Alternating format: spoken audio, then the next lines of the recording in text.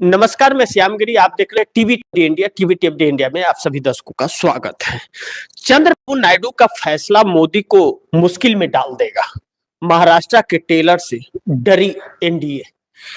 NDA के अंदर एक छोटे दलों में एक भूचाल सी परिस्थिति आकर के उत्पन्न हो गई है।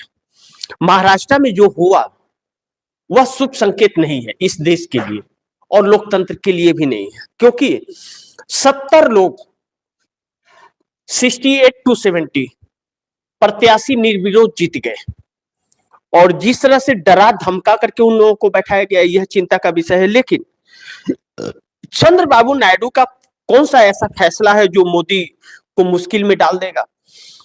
चंद्रबाबू नायडू अब आंध्र प्रदेश के अंदर खासे परेशान है। सिर्फ इसलिए परेशान है कि मोदी ने अपना वादा पूरा नहीं किया। जो भी प्रोजेक्ट हैं चंद्रबाबू नायडू के, वह प्रोजेक्ट देरी से चल रहे हैं, यानी कि उसमें डिले बहुत काफी हो रहा है और उसका वजह साफ है कि मोदी सरकार बजट नहीं दे रही है। फंड रिलीज न होने की वजह से हर प्रोजेक्ट चंद्रबाबू नायडू का लेट चल रहा है और प्रोजेक्ट अगर लेट होता है तो उसका खर्च भी बढ़ता है, तो फिर चंद्रबाबू नायडू के लिए मुश्किलें पैदा कर रहा है। दूसरी तरफ 1.5 साल हो गए सरकार को, दूसरा साल पूरा होने वाला है।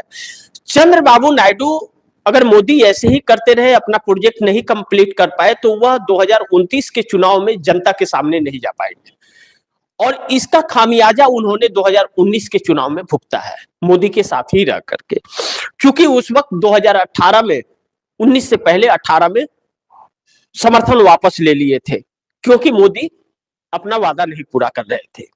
लेट हो गया था तो जिससे जनता ने अस्वीकार कर दिया। अब चूंकि भारतीय जनता पार्टी यानी कि मोदी शाह जगन मोहन रेड्डी के बहुत नजदीक जा रहे हैं और जगन मोहन रेड्डी से लगाव बढ़ रहा है, जैसे 19 में बढ़ा था।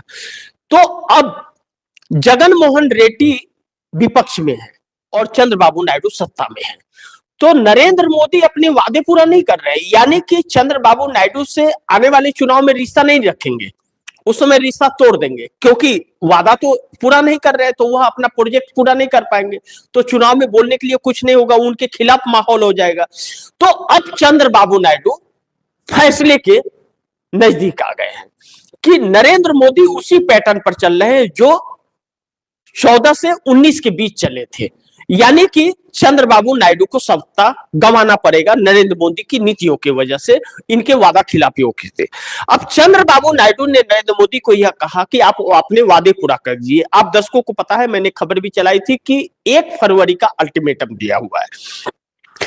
अब अगर 1 फरवरी तक मोदी सरकार अपने वादा नहीं पूरा करती है और वह प्रोजेक्ट रन नहीं होता है, तो फिर चंद्रबाबू नायडू अपना फैसला लेने के लिए मजबूर है, क्योंकि चंद्रबाबू नायडू समर्थन वापस लेंगे तो मोदी सरकार नहीं गिर सकती। मोदी सरकार गिरने के लिए कम से कम 40 सांसदों का छूट हटना और इंडिया गठबंधन को एक होना, तभी सरकार गिरेगी, नहीं तो सरकार नहीं गिरेगी। चंद्रबाबू नायडू को इस बात का भी संज्ञान है कि मोदी सरकार जा सकती है मध्यवर्ती चुनाव में, क्योंकि विपक्ष एकजुट नहीं है। ऐसे में चंद्रबाबू नायडू के लिए आंध्र प्रदेश में बड़ी दिक्कतों का सामना करना पड़ सकता है। इस वक्त उनके पास 16 सांसद हैं, अगर मध्यवर्ती चुनाव में गए तो 16 आएंगे या जगन मोहन रेड्डी के आ जाएंगे, इस बात का डर चंद्रबाबू नायडू को है। इसलिए चंद्रबाबू नायडू समर्थन वापसी का प्लान बनाते हुए नजर आ रहा है कि इंडिया गठबंधन सरकार बनाए ना बनाए, लेकिन चंद्रबाबू नायडू मोदी के साथ नहीं रहेंगे, क्योंकि अगर मोदी के साथ रहे तो अगला चुनाव नहीं जीत पाएंगे। चंद्रबाबू नायडू आंध्र प्रदेश के अंदर अपने बेटे को सीएम बना करके अपने खुद केंद्र की राजनीति में आना चाहते हैं, जो नरेंद्र मोदी अमित शाह के रहते हुए स्पेस नहीं बन रहा है। लेकिन चंद्रबाबू नायडू समर्थन लेकर के अपने बेटे को सीएम बना करके आंध्रा 2/3 बहुमत से चंद्रबाबू नायडू की सरकार है। तो उनका 5 साल कंफर्टेबल सरकार चलेगी, कोई रोक टोक नहीं, कोई कुछ नहीं, यह तो हर कोई जानता है। तो चंद्रबाबू नायडू अपने बेटे को सीएम बना करके केंद्र की राजनीति में पैठ बनाएंगे, और आंध्र प्रदेश के अंदर नरेंद्र मोदी ने वादा खिलाफी किया, इसलिए हमारे प्रोजेक्ट लेट हो रहे हैं, यह सबको समझाने का कार्य कर सकते हैं। लेकिन दूसरी तरफ चंद्रबाबू नायडू के पार्टी में सुगबुगाहट भी इस बात को लेकर के है कि जिस तरह अमेरिका ने 50% टैरिफ लगाया, तो समुद्री किसानों का जो माल सप्लाई हो रहा था अमेरिका, वह बहुत कम हो गया, क्योंकि वह 1.5 गुना महंगा पड़ रहा है।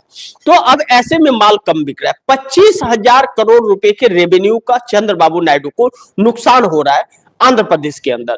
जब चंद्रबाबू नायडू को 25,000 करोड़ का नुकसान उसके वजह से हो रहा है, तो वह समुद्री किसान भी नाराज है चंद्रबाबू नायडू से, और चंद्रबाबू नायडू को राजस्व का भी नुकसान हो रहा है। दूसरी तरफ वक्फ बोर्ड संशोधन कानून 2025 जो मोदी सरकार लाई थी और चंद्रबाबू नायडू ना चाहते हुए भी समर्थन दिए थे, अब वह मुस्लिम समुदाय भी नाराज है। लेकिन क्रिसमस के दिन जिस तरह से हंगामे हुए, क्रिश्चियंस जो हैं आंध्रा के अंदर, वह भी नाराज है चंद्रबाबू नायडू से। अब किसान नाराज, समुद्री किसान नाराज, मुस्लिम समुदाय नाराज, और प्रोजेक्ट न पूरा होने से बाकी के लोग जो नाराज हो रहे हैं, वह अब चंद्रबाबू नायडू के लिए आंध्र प्रदेश में भारी पड़ेगा, उनकी राजनीति के लिए भारी पड़ेगा। और अगर चंद्रबाबू नायडू समर्थन वापस ले लेते हैं, तो चंद्रबाबू नायडू की साख बच जाएगी। 2018 में 14 में समर्थन दिया था, उस वक्त चूंकि भारतीय जनता पार्टी 285 सीटों पर थी, तो फर्क नहीं पड़ा, 18 में समर्थन वापस ले लिया था। 2-3 चीजें थी जो चंद्रबाबू नायडू के साथ वादा खिलाफी किया था नरेंद्र मोदी ने, और नरेंद्र मोदी के बस का नहीं था वह करना। पहला, आंध्र प्रदेश को विशेष राज्य का दर्जा। दूसरा, विशेष पैकेज। तीसरा, टैक्स फ्री 10 साल के लिए बोला था नरेंद्र मोदी ने, और 5 साल भी वहां दिया ही नहीं, वह फ्री किया ही नहीं। या और जो भी प्रोजेक्ट देने की बात थी वह कुछ नहीं दिया। राजधानी बनाने की बात थी वह भी नहीं किया, सहयोग नहीं किया। इसलिए चंद्रबाबू नायडू 18 में समर्थन वापस ले लिए। 2018 में समर्थन वापस लेने के बाद 19 में ही चुनाव था, चूंकि चुनावी माहौल में आंध्र प्रदेश चला गया था, और नरेंद्र मोदी वाईएसआर जगन मोहन रेड्डी से संपर्क कर लिए, चंद्रबाबू नायडू का साथ छोड़ दिया। चंद्रबाबू नायडू की सरकार नहीं आई, जगन मोहन रेड्डी की आ गई। 19 से 24 तक जगन मोहन रेड्डी का फुल सपोर्ट लेकर के खूब धड़ल्ले से सरकार चलाई, और आंध्र प्रदेश को 4 लाख करोड़ रुपए के कर्ज में तकरीबन ढकेल दिया। खूब खाए पिए मस्ती किए जगन मोहन रेड्डी भी और मोदी जी भी। अब 24 में चंद्रबाबू नायडू आ गए, जगन मोहन रेड्डी के खिलाफ हो गया, क्योंकि उन्होंने कुछ कहा किया नहीं और कर्ज अलग से लाद दिया। तो नरेंद्र मोदी ने चंद्रबाबू नायडू से गठबंधन कर लिया। अब उसको छोड़ इसकी टोपी उसके सर, उसका टोपी इसके सर, यही करते रहे नरेंद्र मोदी। अब चंद्रबाबू नायडू यह समझ गए कि पिछली बार वाला गलती, अगर चुनावी माहौल में समर्थन वापस ले लेंगे तो जनता हमें अस्वीकार कर देगी। अभी वक्त है, 1.5 साल का ही, 2.25 साल का वक्त गुजरा है। अगर अभी समर्थन ले लेंगे तो आंध्र की जनता को समझा पाएंगे, यानी कि दोबारा रिपीट करने का सरकार के पास एक सुनहरा मौका होगा। इसलिए पार्टी के अंदर भी यह बात चल रही है कि अब मोदी के साथ रहना बड़ी घातक है। लेकिन दूसरा दिक्कत क्या है, यह सब बाकी दिक्कतें तो चल ही रही हैं, लेकिन नरेंद्र मोदी और अमित शाह 2 नाव पर सवार हो रहे हैं। चंद्रबाबू नायडू से भी गठबंधन किया हुआ है, समर्थन लेकर के सरकार चल रही है। अब 19 वाली परिस्थितियां या 14 वाली परिस्थितियां तो है नहीं, अब अल्पमत में है, 240 में है। चंद्रबाबू नायडू हटने का मतलब है सरकार तो नहीं गिरेगी, लेकिन सरकार हिल जरूर जाएगी। चंद्रबाबू नायडू हटने के बाद कमजोर हो जाएगी मोदी सरकार, और जैसे ही नीतीश कुमार ने थोड़ा सा धक्का दे दिया तो डरमा करके गिर भी जाएगी, यह भी डर होगा। लेकिन चंद्रबाबू नायडू को अपने अस्तित्व को बचाने के लिए उन्हें समर्थन वापस लेने पर मजबूर होना पड़ रहा है। क्योंकि एक चीज और है कि चंद्रबाबू नायडू को फैसला करने के लिए विवश कर दिया है मोदी ने, क्योंकि मोदी जब वादा नहीं पूरा कर रहे, पहले भी नहीं किया और अब भी 2 साल में वादा नहीं पूरा कर रहे। अगर उन्हें 25,000 करोड़ की जरूरत है तो वह 5,000 करोड़ दे देते हैं, बाकी प्रोजेक्ट फिर लटक जाता है उनका, और वह फिर डेढ़ गुना खर्चा होने लगता है, उसमें ज्यादा काम रोक दिया आपने, फिर रेट बढ़ गया, फिर उसमें ज्यादा प्रोजेक्ट में खर्चा हो रहा है और ठेकेदार का नुकसान भी होता है तो वह अपना भरपाई भी लेता है। ऐसे में अब किसी की नहीं सुनेंगे चंद्रबाबू नायडू। इस तरह की बात कही जा रही है कि चंद्रबाबू नायडू अब किसी की नहीं सुनेंगे, क्योंकि चंद्रबाबू नायडू को फैसला करने के लिए विवश कर दिया है एक तरह से प्रधानमंत्री मोदी ने, क्योंकि केंद्र के तरफ से जो सहायता मिलनी थी वो मिल नहीं पा रही है और कई बार चंद्रबाबू नायडू को तोड़ने की भी कोशिश और बदनाम करने की भी कोशिश की गई, लेकिन चंद्रबाबू नायडू अपनी बातों पर अड़े रहे, नरेंद्र मोदी के जाल में फंसे नहीं, बल्कि नरेंद्र मोदी अब उलझ गए हैं चंद्रबाबू नायडू के चक्कर में। दूसरी चीज जो मैं कह रहा था आप दर्शकों को, मोदी और शाह जगन मोहन रेड्डी से नजदीकियां बढ़ा रहे हैं अपना, और जो चंद्रबाबू नायडू के बहुत ही दुश्मन हैं उनसे नजदीकी बहुत ज्यादा बढ़ा रहे हैं और चंद्रबाबू नायडू को यह पसंद नहीं है।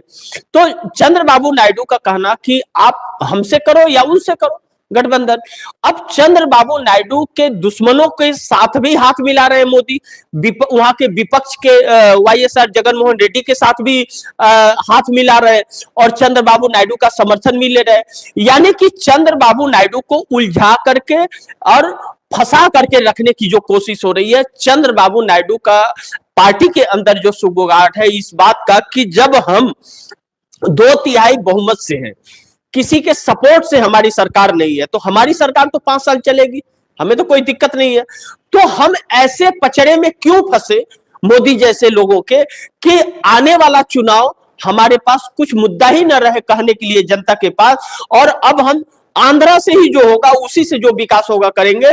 जो केंद्र सरकार राज्यों को देती है चाहे उसके साथ रहे या न रहे, केंद्र सरकार को हर बजट में राज्यों को कुछ न कुछ देना पड़ता है, जो देगी उसी से करेंगे, लड़ाई लड़ेंगे अपने हक के लिए। अब इस बात से नरेंद्र मोदी सरकार के लिए एक नई मुसीबत खड़ी हो जाएगी आंध्र प्रदेश से, और फिर जगन मोहन रेड्डी के जरिए जो वहां पर अपना झंडा गाड़ना चाहते हैं वह झंडा नहीं कर पाएंगे। लेकिन दूसरी तरफ महाराष्ट्र में जो चीजें हुई, महाराष्ट्र में बीएमसी के चुनाव में 70 प्रत्याशी तकरीबन निर्विरोध जीत गए, डरा धमका करके विपक्षियों के प्रत्याशियों को बैठा दिया गया। अब इसमें भारतीय जनता पार्टी के ज्यादा है और कुछ शिवसेना एकनाथ शिंदे के हैं, तो पैसे के दम पर 5 करोड़ लोगों को दिए गए और 5 करोड़ लेके बैठ जाओ और या तो फिर दादागिरी से बैठा देंगे। यह सारी चीजें जो चल रही हैं एक ट्रेलर, यानी कि लोकतंत्र चुनाव का कोई मतलब नहीं रहेगा, चुनाव होने वोटिंग के पहले ही निर्विरोध जीत जाएगी भाजपा पैसे ही के दम पर। तो लोगों के लिए योजनाएं क्यों ले आए, कुछ क्यों ले आए, वहां पर अपना विपक्ष वालों को बैठा देगी। यह संकेत अच्छे नहीं जा रहे, यह एक तानाशाही वाला जा रहा है। शोरगुल हल्ला होने के बाद में जब तूफान मचने लगा तो चुनाव आयोग ने जांच तो बिठाई है, लेकिन उस जांच का कितना असर पड़ेगा या न्यायपालिका से कितना इंसाफ मिलेगा यह हर कोई जानता है। लेकिन अब बहुत देश संकट में है, इस बात से हम इनकार नहीं कर सकते। इसके लिए अब जनता को भी जाग जाना चाहिए और उन दलों को भी जाग जाना चाहिए जो नरेंद्र मोदी को समर्थन देते हैं कि कल को उनकी राजनीति भी खत्म होने वाली है। आने वाले वक्त में नरेंद्र मोदी अगर 300 पार कर दिए या 272 पार कर दिए तो किसी की सुनेंगे नहीं, फिर सब क्षेत्रीय दलों की राजनीति खत्म हो जाएगी। आज जो क्षेत्रीय दल समर्थन दे रही है ना, कल को वह क्षेत्रीय दल के लायक भी नहीं रहेंगे। आज देख लीजिए मायावती का क्या हाल है, वही हाल नायडू और वही हाल नीतीश और वही हाल बाकियों का होने वाला है। और पश्चिम बंगाल को ट्रेलर एक दिखा दिया है महाराष्ट्र ने। इस बात का भी डर चंद्रबाबू नायडू के अंदर है कि अगर वाईएसआर जगन मोहन रेड्डी के साथ मिल करके नरेंद्र मोदी ने आंध्र प्रदेश में यही काम कर दिया तब फिर बड़ी मुश्किल में पड़ जाएंगे चंद्रबाबू नायडू और उनकी राजनीति। तो आगे देखते हैं क्या होता है, जो भी होगा खबरें आप दर्शकों तक पहुंचाते रहूंगा। आप दर्शकों की क्या राय है, क्या सुझाव है, कमेंट बॉक्स में जरूर दीजिएगा। इस खबर को ज्यादा से ज्यादा शेयर कीजिएगा।